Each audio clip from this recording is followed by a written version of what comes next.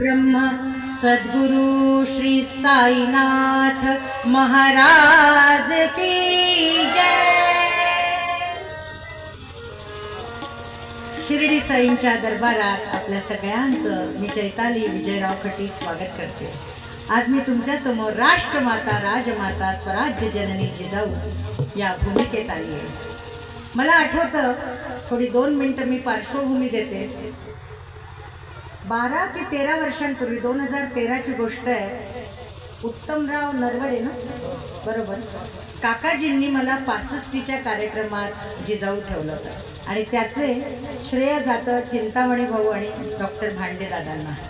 सत्यसाई समितीचं काम मी बालपणापासून करते। सत्यसाई समितीचं कार्य जसं वारीचं वारकऱ्यांचं कार्य आहे, एक चांगला माणूस घडावा।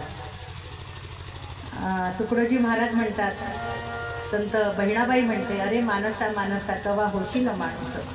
तर चांगलं माणूस, चांगलं व्यक्तिमत्व, एक मूल्य आधारित, नुसतं सुशिक्षित असून 90% येऊन काही फरक नाही, तर मला सुशिक्षितासोबत सुसंस्कृत कसं व्हायचं हे या संघटना शिकवतात। साई फाउंडेशनने हा सुंदर उपक्रम केला, एवढा सुंदर भव्य सभा मंडप, त्यासाठी साई फाउंडेशनचे दादा आणि सर्व पदाधिकाऱ्यांचं अभिनंदन।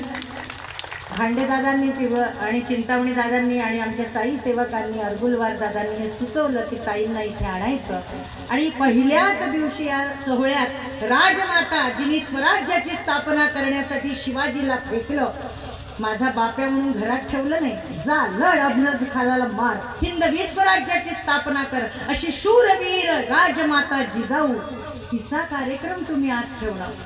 आणि चैतालीताईंना हा सुंदर योग आला माझ्या, ज्यासाठी पुसदच्या जवळच्या आरणी आहे, हिवरा गावातल्या या सगळ्या माझ्या मैत्रिणी आल्या, इथल्या भांडे बहिणी, त्यांनी अगदी आदराने मला आज आल्या 3:30 वाजता, मी उशिरा आली, गाडी फेल पडली का गेले कित्येक वर्ष मेडिकल 100 कॅम्प झालेत, बाबांना 100 वर्ष होतात आहे, आता समाधीत जाऊन 15 वर्ष होतात आहे, यावर्षी 100वा वाढदिवस आहे। शिर्डी साईंचेच अवतार सत्यसाई आहे।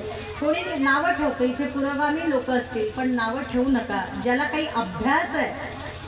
सिद्ध केव्हा व्हायचं, जो अभ्यास करतो तो सिद्ध होतो आणि त्याचाच प्रकाश सगळीकडे पडतो।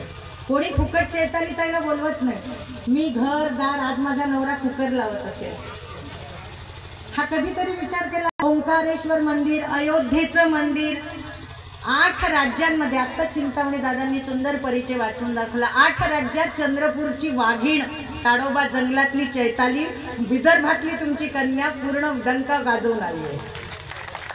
म्हणतात ही बाई काय बोलेल, हिला काय अक्कल। थोडंसं आजकाल पुरुष प्रधान संस्कृती अजून कमी नाही झाली, पण देवाच्या दयेने बालपणापासून आमच्याकडे कृष्णाचं घरी मंदिर आहे, आईला साक्षात्कार झालाय। आईचे किती गाणे असावे कृष्णावर? 10,000 गाणी माझ्या आईने लिहिले। 1997चा राष्ट्रीय पुरस्कार माझ्या आईला मिळाला आहे, लेखिका कवयित्री म्हणून, आणि आज आईचं वय 75 आहे। माझी बहीण शोभेल इतकी सुंदर आणि टवटवीत आहे। आषाढीची वारी 2009 ते आतापर्यंत मी करते, धर्मावरून ते पुट्टप्रती, का मला वारकऱ्यांसोबत आवडतं।